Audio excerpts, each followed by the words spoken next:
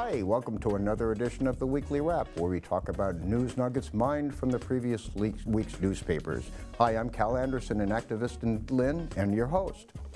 And I have a guest today who is another activist. Kingasiatic. Kingasiatic Allah. Now, I know King through some activism that we shared, various neighborhood cleanups, etc., but I'm going to let you tell a little bit about your focus up in the Highlands at the Cook Street Garden. Back in 2011, one of the young gentlemen that I'm teaching came up with an idea to clean up Cook Street Park because there was a situation that happened where a bunch of children had got into a fight and started getting arrested. So he wanted to put something into motion to where we can gear our way toward the children. The parks were full of dog mess and needles and things like that, and just me and my little team went up there and cleaned it up. The Highlands Coalition started noticing that we were cleaning up the park, so they were interested in who's that group? What's that group doing? They're cleaning up the park? So from there, we went from the cleanups to a community garden. This is a very good way of showing to your children that you can't expect the city or any government body to take care of everything. Yes. I mean, they can do the broad brushes, but as things are now, is if we're going to use it, let's control our own turf is the way I look at it. Because I've done that. If I'm using a park or if my neighbors are using it, we get together and we clean it up and we start watching it, keeping the crime down, etc. And yours, it fostered a lot of other people hitching a ride on the bandwagon, and then it developed into a food garden as well. So talk about that. The garden, there was a garden at the Ford School. I was going there and I was teaching nutrition lessons to the children during lunchtime. And then that's when David Gass came up with the idea of having a garden inside the park since the park was cleaned up.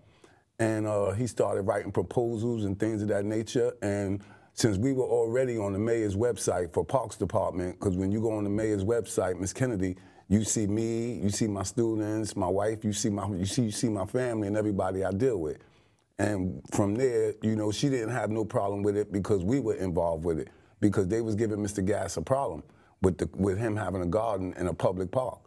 So with us cleaning up the park, it kind of geared her to say, okay, since y'all are working together. Well, that's what community is all about, with a capital C as far as I'm concerned. Now, that means you have a good rapport with the Parks Department? Yes. And DPW, Miss Lisa, that was the main connection. Anything we needed, wood chips, tools to clean, stuff to trim the trees, Miss Lisa would have it picked up, and when we was done, we'll sit it in one spot and she'll have it she'll have somebody come pick it up. You must be referring to Lisa Nerick. Lisa Nerick. Right. She's the Associate DPW Commissioner and who I always associate as the head of the parks. As far as I'm concerned, not the commissioner, but she's the down and dirty parks liaison as far as I'm concerned. She's definitely the one to go to. When she see that you're doing things in your community, going to her saying, I need supplies, I need garbage bags, water, you know, tools, anything. She's like right there. She's on it. Yeah. So let our viewers know that if you have a similar mission, you just talk to the city officials, including Lisa Nerick. And next thing you know, we have a partnership where it's almost a 50-50. The city helps out and the citizens helps out, and the next thing you know, it becomes a whole new thing together. Yes. Now, tell me about the plots. How do you get a plot? Is it for your families, individuals, to grow your own food, or how does that work? It goes from either family or individual. The plots we charge $20 for. That's for the whole entire season. And you grow whatever you want to grow, and then we exchange. If I'm growing tomatoes and somebody growing cucumbers, we exchange. I get some from them and they get some from us, but it's a community garden, so we actually don't lock it up. You know, anybody can come there and get free vegetables because that's what it's for. It's for the community. Tomatoes cost a lot, but when you can get them for free, it makes it much better, and it's also a healthier way of eating.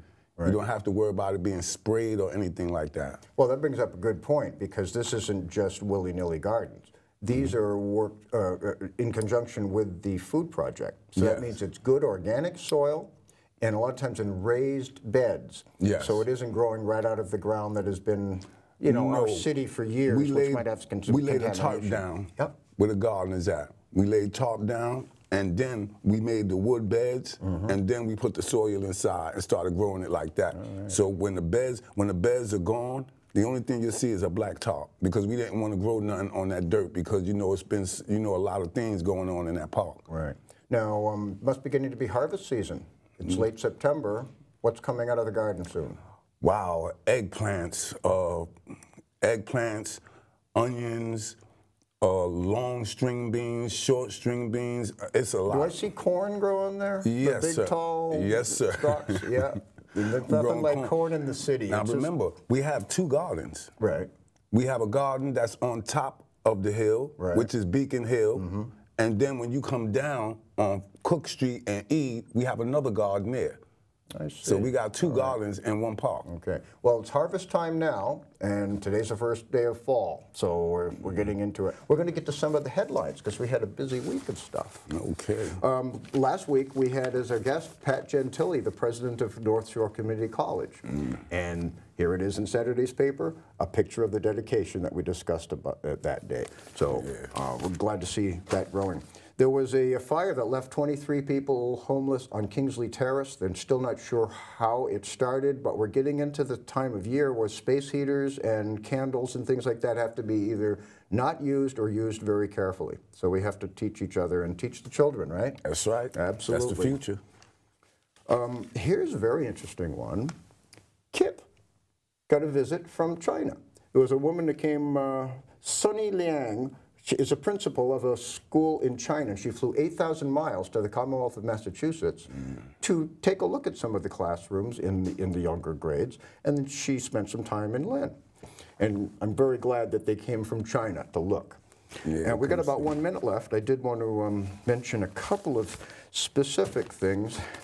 Early in the week, we got news that there was a kayaker missing, put in at Saugus, and was missing for a few days. There was a multiple agency search for him. Finally, a few days later, washed up in Revere was his body found not too far from this kayak. So I just want to reiterate again, we're blessed with living near the ocean, but make sure somebody knows where you are, and remember the buddy system is always important. Yeah, it's always good to have a backup. There's a couple of other things I was walkie-talkie. going to talk about, but we've only got about a minute left. I just want to mention this. This is out of the Globe. Stanislav Petrov. You ever heard of him? Well, he died. But back when Ronald Reagan was president, there was an incident that nobody really knew about, but it's all here. This man single-handedly prevented a nuclear exchange between Russia and the United States. Why? Because he had a gut feeling. There was an error. It showed he was supposed to fire missiles. In retaliation, it showed that some missiles had been fired at Russia, but it was really a mistake. And his gut told him, don't fire the missiles, let's wait and see. And his gut instinct was right. And so we really want to thank Stanislav Petrov, and let's remember that this is a lesson to be learned. Yeah. There's no such thing as fail-safe. So we got to wrap this up. Thanks for talking about the gardens and all that, and I'm going to kind of let you bring things home. Okay. Peace. Have a good day in every way and every day. Love Lynn. Peace. Thanks, King.